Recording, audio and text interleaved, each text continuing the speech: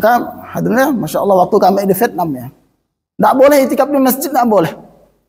Nah, harus tidurnya di hotel, sewa hotel, tidur di hotel.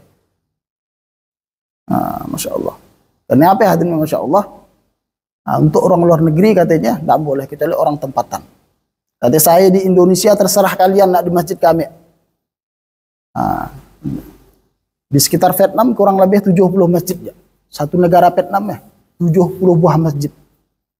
Nah, bukan banyak untuk Allah Subhanahu wa taala masjid, tapi makmur. Masjid walaupun sedikit tapi makmur. Di Singkawang tuh kurang lebih 400 masjid. Masjid 400, masjid dengan surau.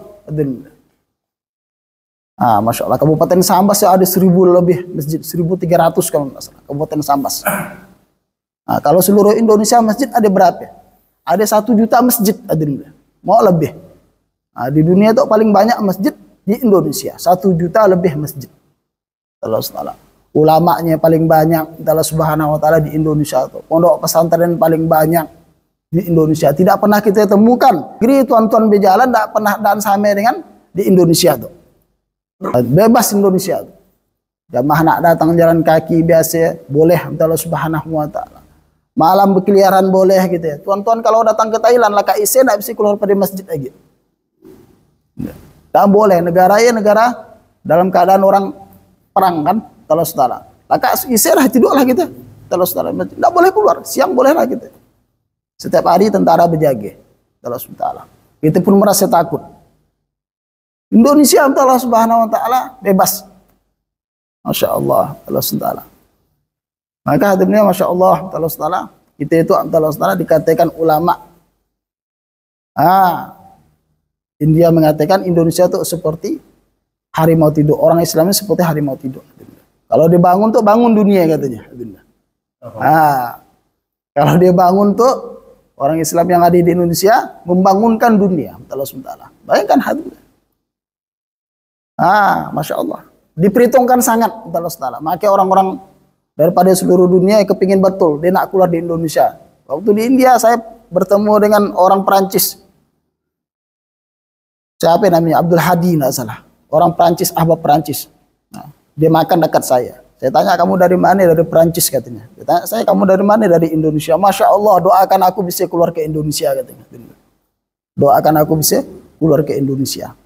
Allah Subhanahu wa taala. Indonesia tuh ditunggu-tunggu orang daripada seluruh dunia, Pak Adin.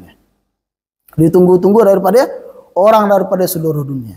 Maka tuan-tuan datang kalau ke Nizamuddin yang bawa mas turat, yang bawa istri. Maka istri Maulana Sa'ad Hadraji langsung turun daripada rumah. Allah Subhanahu. Dia tanya, Indonesia jamaah mana? Jamaah mas turat kami waktu di India. Indonesia mas turat. Katanya berapa pasang? Katanya ada 6 pasang kata kami. Katanya setelah maghrib nanti langsung ke bilik saya tunggu di sini. Maka spesial betul orang Indonesia tuh. Maka setelah maghrib kan masuk ke dalam bilik Maulana Sa'ad istrinya, maka dijamunya betul, makan minum dijamunya. Allah Subhanahu. Maka ditanyanya, ya Allah Subhanahu, dari mana? Kita tuh Indonesia. Padahkan dari Sambas, dari Singkawang, hadirin. Masya Allah.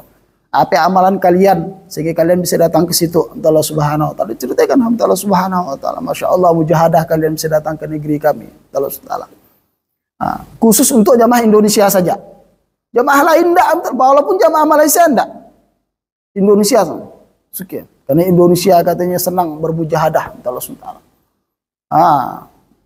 Rute kemana pun siap. Kalau di India sampai-sampai Allah salah pernah Rasulullah SAW kirim salam kepada jamaah Masrurat Indonesia dengan hadraji hadirin. Maka hadraji sampaikan Rasulullah kirim salam kepada jamaah Masrurat Indonesia. Tanggal 17 nanti Masya akan datang, kumpulnya nanti di Sambas. Ada istimewa nanti di Sambas. Dipusatkan nanti di Masjid Babul Jannah, kota Sambas. Singkawang, Bengkayang, Sambas nanti kumpulnya di Sambas. Akan dihadirkan 1.600 kurang lebih antara waktu setelah kita musyawarah. Nanti tanggal 23 ada kapal berangkat ke Jakarta. Bagian pesisir tuh katanya udah dibagi. Kloternya udah dibagi. Bagian pesisir daripada Kuburaya, Ketapang, Kayung, Pontianak, Mempawah, Singkawang, Sambas dan Bengkayang tanggal 23 berangkat pakai kapal Kelimutu tanggal 23 pagi. Tanggal 24 sebelah hulu sinun, mulai daripada Landak, Sanggau, Sekadau, Melawi, Sintang ke Pos Hulu, ya berangkatnya tanggal 24 pakai kapal Bukit Raya. Udah disiapkan semuanya. Kalau sementara. Tanggal 19 sementara ia jamaah-jamaah yang sedang bergerak di Kalimantan Barat yang diberangkatkan lebih dahulu.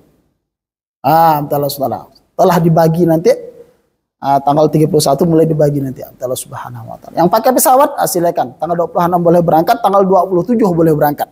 Agak lambat sedikit dah ya. Hari H-1 sebenarnya peserta istimewa hari H-nya disuruh masuk. Besoknya istimewa baru disuruh masuk. Itu gawai besar Pak Adil. Itu pertemuan besar. Dan sama dengan pertemuan-pertemuan yang lalu. Itu Hadraji datang, dipusatkan satu tempat saja di Lampung. Di Kota Baru Lampung, Lampung Selatan. Udah disiapkan tempat 1,5 juta di, insya Allah akan dihadirkan. Jamaah akan dikeluarkan 15.000 jamaah.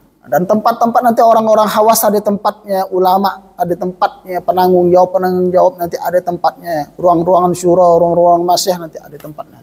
Udah disiapkan semua. Allah Subhanahu wa taala. Maka pertemuan itu adilnya 16 tahun yang lalu 2009 ketika di BSD, Maulana Sa'ad datang.